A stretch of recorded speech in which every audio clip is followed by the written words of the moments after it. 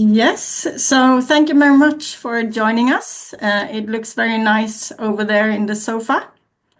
My name is Anneli Ekblom, and I'm happy to introduce to you Eric Macé, who is joining us from Bordeaux University. And Bordeaux University is one of our ENLIGHT partners. So this is also given under one of the ENLIGHT networks collaborations, EHESS. And Eric, I think you can introduce yourself. Thank you, Anneli. I will introduce myself and introduce the presentation. Yes, if you don't mind. My name is Eric Macé. I'm a professor of sociology. I'm a French sociologist, and I'm 61 years old. It means that I've been trained as a sociologist of modernity.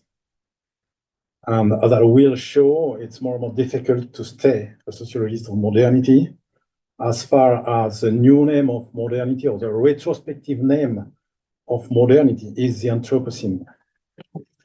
And as I will show, I try to manage a sociology of the Anthropocene, but it's rather a sociology of the end of Anthropocene or a sociology of the exit from the Anthropocene. So that is my point, and it's a presentation. Okay, it's a presentation, a 6-point presentation, 6 questions and 6 answers. And as there is no suspense, I will give the answer from the beginning. So there will have no suspense. So let's start with the first question. Is the Anthropocene a new geoplanetary era? We'll see that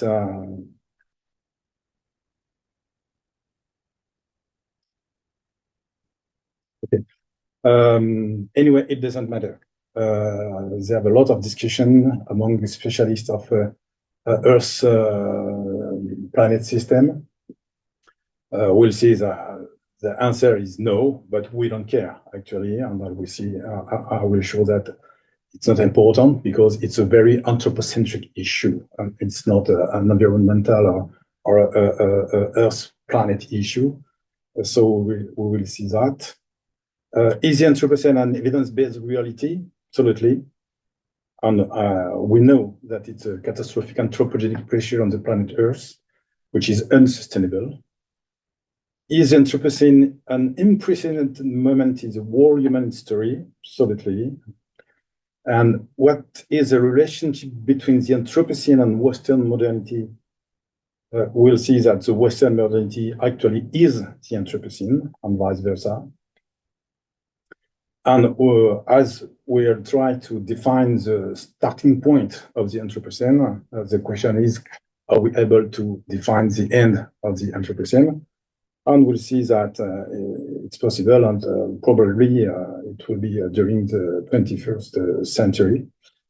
Due to a massive decrease in anthropogenic pressure, we will ask how it will be the case.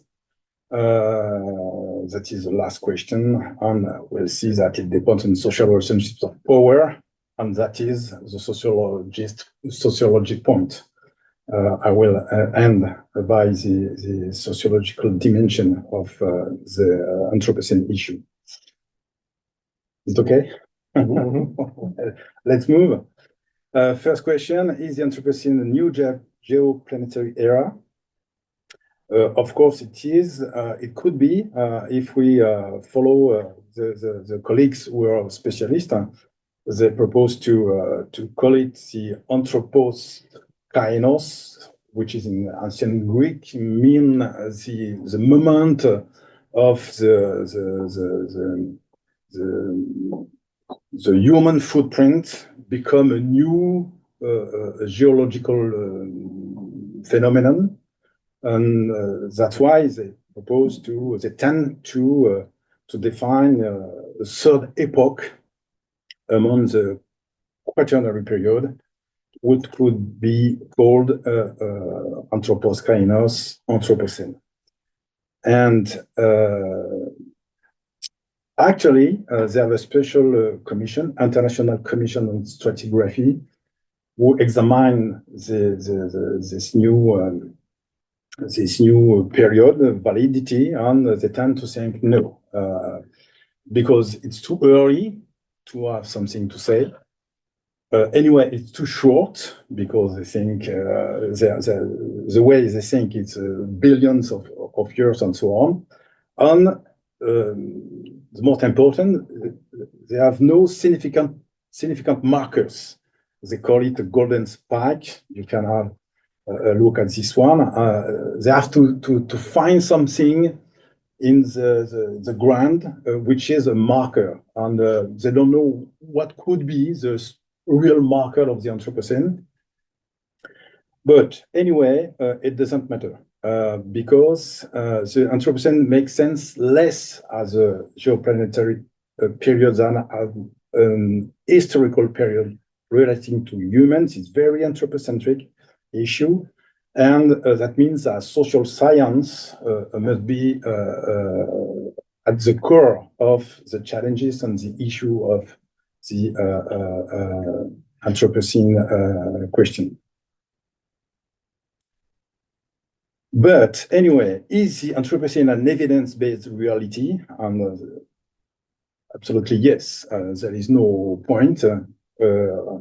We know that through the IPCC or IPBES, it's not only correlations between human activities and climate change and so on, it's causality. It's absolutely, it's evidence-based. There is no discussion regarding that, even if your name is Donald Trump. But anyway, there is no doubt. And each year we can see that it's confirmed by all the scientific data. Regarding biodiversity, same thing. Specialists they speak about the sixth mass extinction. So there is so many evidence, and regarding the climate change.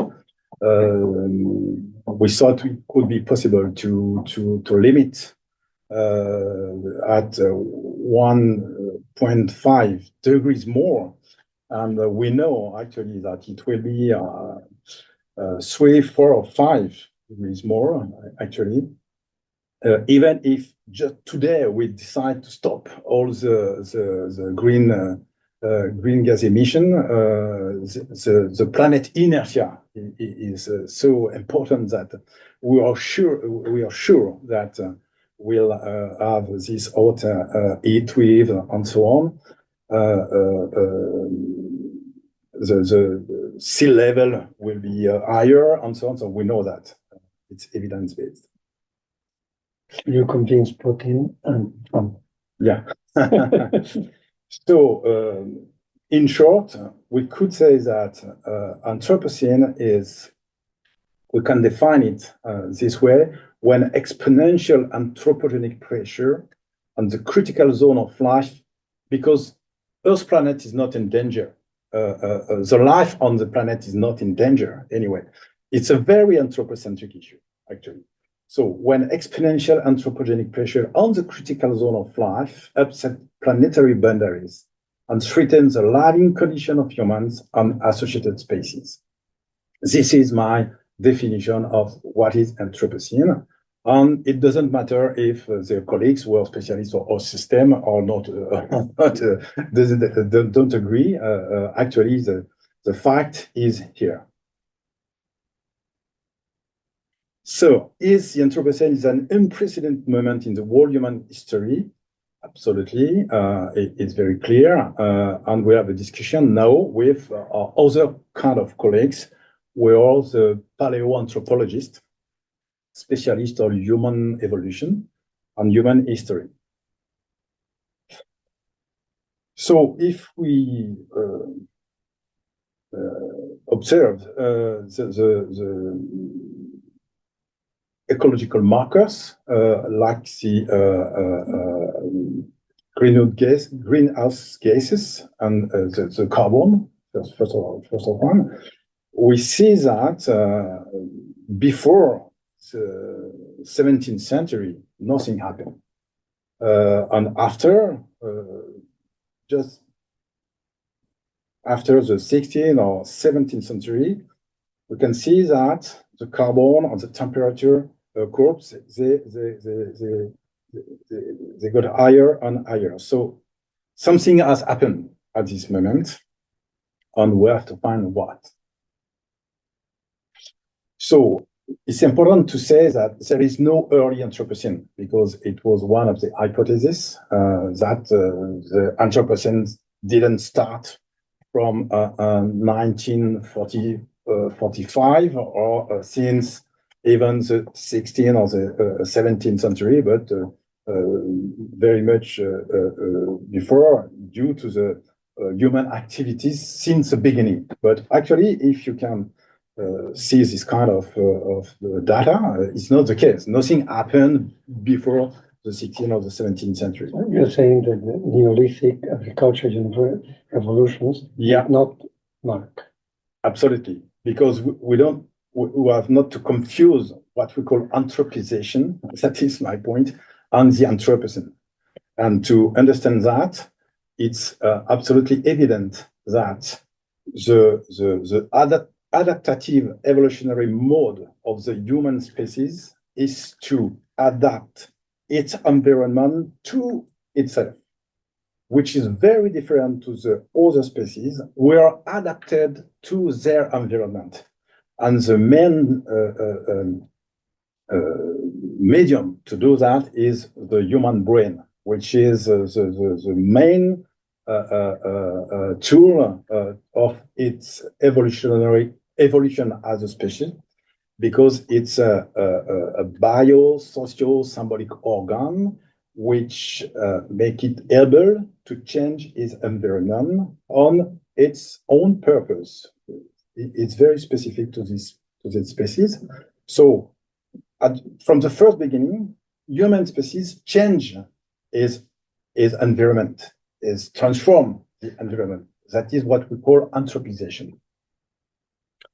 And for thousands of years, many civilizations had this kind of activity through the modification of the landscape, modification of the forest, modification of plants, and so on. But at the end, there is no unsustainable anthropogenic pressure on the earth. It was a sustainable anthropogenic pressure on the environment.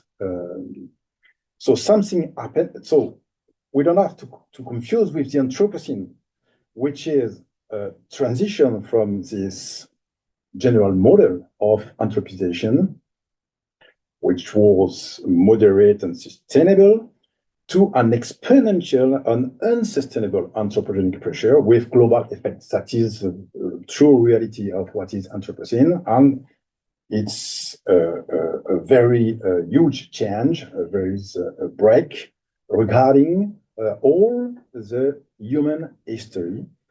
And we can say that it was a break with millennia of human evolution. So we can say that the Anthropocene is a completely atypical form of anthropization. So it's still a form of anthropization, but a very unknown, a very original, a very atypical. So this is the core of the research issue. What is the relationship between the Anthropocene and Western modernity? I will show that since the 16th century, the Western modernity is the Anthropocene and vice versa. So the question is, how did the West achieve an anthropological break and impose it to the whole world? And there is no simple answer to this question, but we'll see that it's a conjunctural emergence and the progressive hegemony of Western modernity, which was not an historical necessity. It happens. It just happens, and we'll see how it happens. And the the most historical marker is 1492, which is the foundation of a colonial and extractivist relationship to the world, which is we can consider as the date of the beginning of both the modernity and the Anthropocene. Eric, do you want questions now or later? I will proceed now. Huh? I will proceed now. Do you want questions now or later? I don't know. We can take questions later, maybe, because then we can have more of a back and forth, maybe. So why do I think that this is the very starting point, both of the Anthropocene and modernity? Because it's a radical change regarding the relationships between humans and the environment, humans with nature, humans with the world. So at this moment, it was the moment of coloniality and racialization through the triangular slave trade to exploit both nature and humans in a very new way. Because in the European societies at this moment, agriculture was an agriculture to feed the people and not to have extra values. It was not on purpose to gain money, but on purpose to feed people. But this is a very new kind of agriculture, and what we call the plantation system. That is why some people speak about the Anthropocene as the Plantationocene. And it's a monospecies cash crop agriculture, which is a very new kind of agriculture, based on the dual exploitation of nature. And Jason Moore called it the biotaria. He called the nature the biotaria, and humans by slavery and after proletaria. So biotaria and proletaria are the same materials from you gain money in a new kind of economy. And we see there is a very strong link between this exploitation of the American continent and the emergence of capitalist economy in Europe. So the European world system from 16th to 18th century became from a very small regarding to other civilization. If I compare with the Ottoman Empire or the Chinese Empire, it was very small, the capacity of European people to trade or to have to circulate among the world. And in the 18th century, it's done. They control all over the world. So it's the beginning of the North-South dependency system, which is up to present day, and the exploitation of the American continent is the beginning of flows of wealth to Europe, precisely fueling the transition to a capitalist economy. The capitalism exists before the discovery of America, but it was limited to some trade activities. But with the flow of wealth to Europe, it's beginning to the generalization of capitalism. So at this point, capitalism was able to colonize the whole economic system, because the whole economic system was not capitalist. There was some point of some part of capitalism system, but it became the whole. The colonization of America is the starting point of the colonization of the economic system by capitalism. So there is many points where we start to converge to become what we call now modernity, the emergence of modernity. And all this kind of condition wasn't necessary, but the convergence the result of this convergence was the creation of the Western modernity. The first one is the Copernican revolution. Why it is so important? Because before the Christian Church has the monopoly of the definition of reality, especially regarding the geocentric definition of what is the universe. And Copernicus, of course, shows the reverse. It's not the Earth who turn around the sun, but exactly the contrary. And the Earth is only a little point among the universe.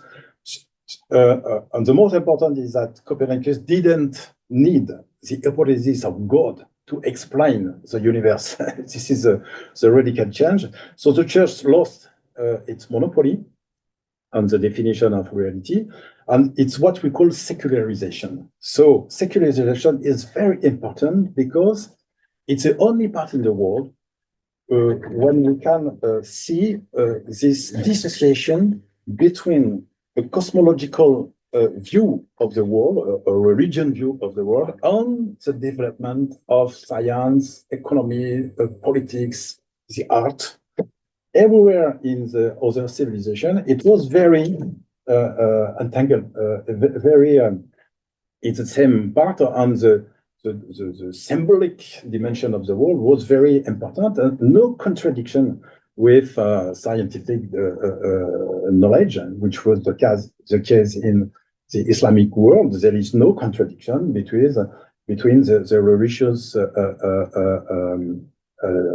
discourse and the scientific discourse, because they think that God knows everything on humans through science, discovered what God knew for a long time.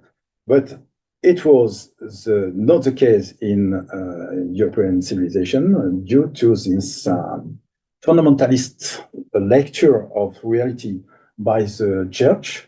So it was an antagonistic relation between religion discourse and this new scientific discourse, which led to the victory of the science against church, because the equation, the algorithm was stronger than God to describe the universe.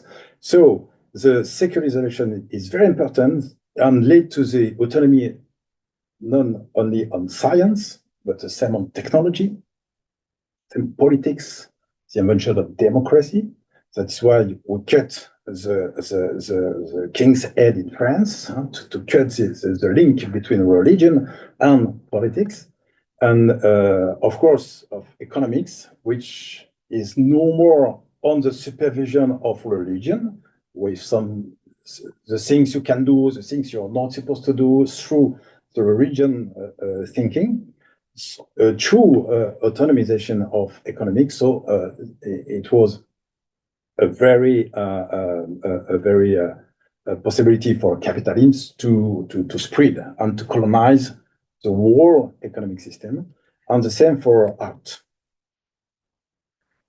So there is a true revolutionary dimension of what we call instrumental rationality of science, technology, and capitalism. They are their own rationality, and they are not supposed to obey to other kind of rationality. So the capitalist, colonial, extractivist, and imperialist industrial revolution came at this moment, and it was the very foundation of all the mechanism for the exponential increase in unsustainable anthropogenic pressure. There is no limit, actually, to this new form or new kind of rationalities. And the second thing, which is very important, is the dissociation. When you live in a pre-modern society, you live in a world which is very integrated, and mostly integrated through religion or through the symbolic order, which is the fundamental definition of what is reality. In the modern world, all the logic of action are dissociated. The art, the economy, the policy, and so on. And the only form of unity is a very modern invention, which is the nation states. Before the nation states, you have a lot of kingdom and so on, which were led by the same families, and they make wars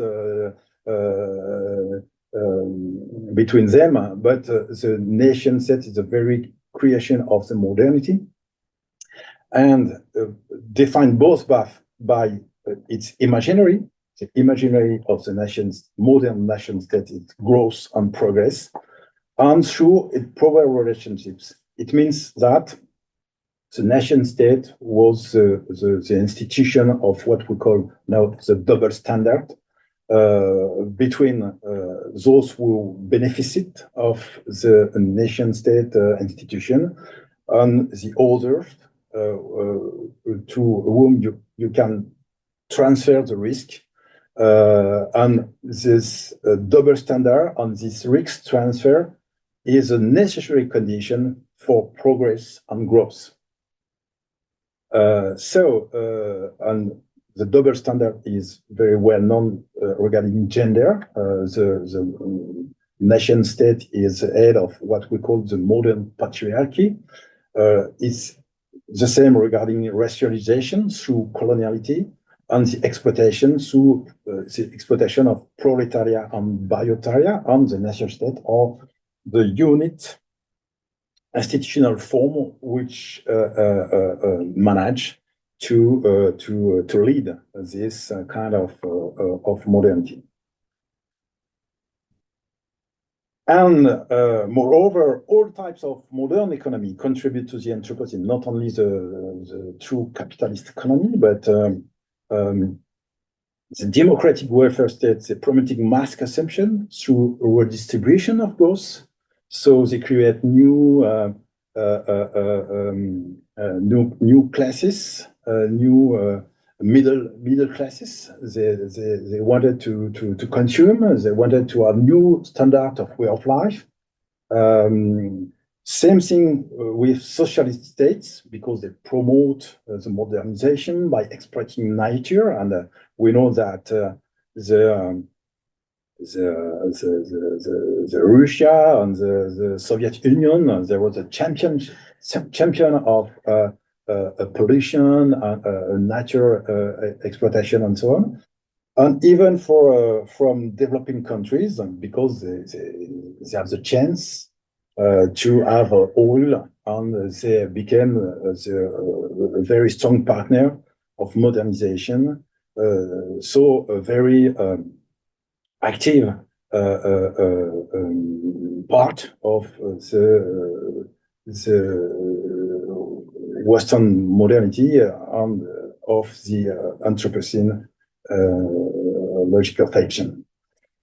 So we can say today that there is a paradox of modernity.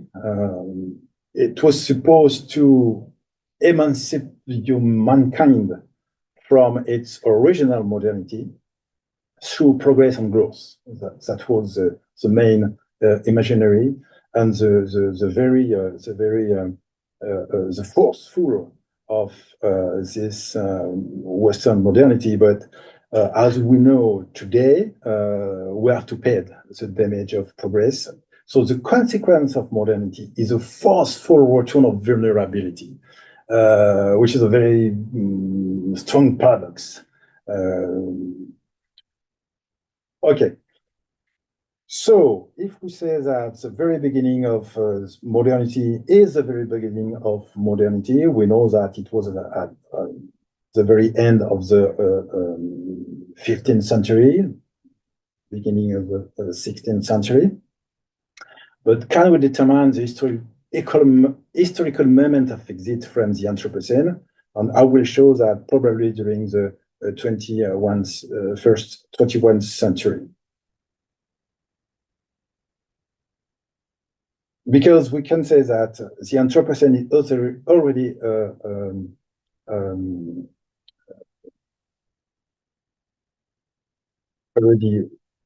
in the way to exit. there is two ways, actually. The first is a voluntary reduction of anthropogenic pressure, because we know that it is the main cause of what we call Anthropocene. So this is the first scenario. We'll come back later. And the other way is the collapse of unsustainable anthropogenic pressure. But in both cases, you have a strong decrease of anthropogenic pressure. And my point is, if there is a strong decrease of anthropogenic pressure, we can't know more call the situation as the Anthropocene, because the Anthropocene is defined by this exponential anthropogenic pressure. So if we are able to voluntarily decrease or to decrease by collapse this anthropogenic pressure, we will be no more in something what we'll be able to call the Anthropocene. Anyway, we'll be in a post-Anthropocene era. So there is two scenarios. The one is the good Anthropocene, and the main risk of the good Anthropocene is collapse. I will show. So the first scenario is the first answer to the issue is what we can call the hyper-modernity scenario of capitalist green growth, techno-solutionism, and climate engineering. And if it's successful, the end of the Anthropocene period is undetermined. We don't know. Maybe it will be a good idea to transform the climate, to put some aerosol in the air, or to put some I don't know what. There is so many technologies. Okay, but there is very strong risk to follow this way, which the risk are very well known. It's not something where we have to think about. It's very well known. So the first thing is all this kind of action regarding climate change is action on the consequences of the anthropogenic pressure, and not the causes.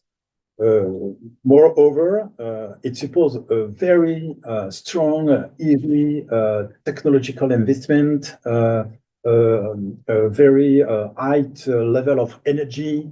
So it's hyper-modern. It's hyper-modern. And it will increase the causes, because it will increase, in the first step, the anthropogenic pressure. This kind of policy will impose on all, because it's a rich, it's a solution for rich people, of course, and it will expose the most vulnerable without consultation, and the more important point is that there is no guarantee of success, and instead there is a very huge risk of catastrophic boomerang effect, which could be a very catastrophic. And there is this movie Snowpiercer, which is very well known, and the start of the movie or the story is because they try to change the climate and they failed. So there's a new glacial cycle start to begin, and so on. So if there is this kind of boomerang effects, it will lead to a general collapse of ecological collapse, economical collapse. So it will lead to a collapse of anthropogenic pressure. So it will be the end of the Anthropocene, and probably during the 21st century. The other scenario is a socio-ecological transition, but which is also threatened by collapse. Why? So if you have a look on the national, European, and international public policies and action to reduce anthropogenic pressure, which is true, which has been more true than today, because we know what happened in the US. But if humans, if international, the UN, if local governments and so on are able to lead to a frugality of lifestyle, to decarbonize the activities, to institute new politics of care. It means new solidarity between human beings, a new form of solidarity and cooperation with non-humans. The result will be a drastic reduction, a decrease of anthropogenic pressure, which is the purpose, which is the main objective. So the end of the Anthropocene, and it will come also during the 21st century. But there is some risk, very well known, that transition action will not be so effective because there is so many ways to make weak sustainability instead of strong sustainability, because it's difficult to the time of politic democracy is not the time of real investments. We need to transform the economy, to transform the cities, to transform there is a very strong difficulty of social acceptance to change our lifestyle and so on. What we call past dependency, it's a very strong obstacle of strong sustainability policy, because as we know, there is a strong hegemony of modern anthropic pressure. There is a lot of good sociological reasons to fuel capitalism, economic imperialism of growth, military imperialism of resources and territories. So the war, the Russian war on Ukraine is what the sociologist Ulrich Beck would call a zombie war, because it's totally in no relevant regarding the environmental and climate issues. And it will lead to an acceleration of anthropogenic pressure. So it will lead to an acceleration of ecological, economic, social, and technological collapse. So it will result a drastic reduction of anthropogenic pressure, and so it will also the end of the Anthropocene and probably during the 21st century. So this is my last question. Do we already know how we will emerging from the Anthropocene? So this is a sociological moment. It depends on social relationships of power. I really like this image. You're not stuck in traffic, you are this traffic. So the answer of the question is very political and is linked with what we call the sociology of social movements. There were two main conflicts in modernity. The first conflict was about growth, means condition of production and condition of redistribution. It was the main concern of what we call the workers' movement. All the socialist movements, they have the same issue. They were not against growth, but they wanted to discuss with capitalists and bourgeoisie as a condition of production and the redistribution of growth. On the other point was the notion of progress. Progress to whom? Who is the benefit of the progress? So that was the issue of the double standard regarding gender relations, sexuality, race, and coloniality. And that was the two main points of conflict regarding modernity. So it was the field of the making of all during the 19th and 20th century, the making of the workers, feminist, and decolonial movement against the social domination based on class, gender, and race. That is why I call, from the beginning, sociology of modernity. That's why I've been trained to study, because that was the core of the modern society. So the problem is, are we able to define a specific type of conflict regarding not the Anthropocene, but the exit from the Anthropocene?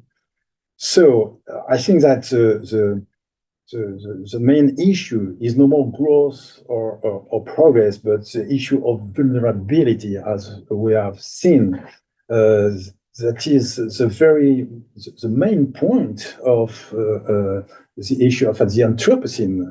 As an anthropocentric issue, we became more vulnerable than we were before modernity, which is a very paradox, because the vulnerability before modernity was a vulnerability due to the necessity to eat, the disease, because we didn't knew the modern medicine and so on. So we were so vulnerable, but now the vulnerability is more important, because it's the species vulnerability, not only the vulnerability of some people or some human groups. It's the whole humanity itself, which became vulnerable.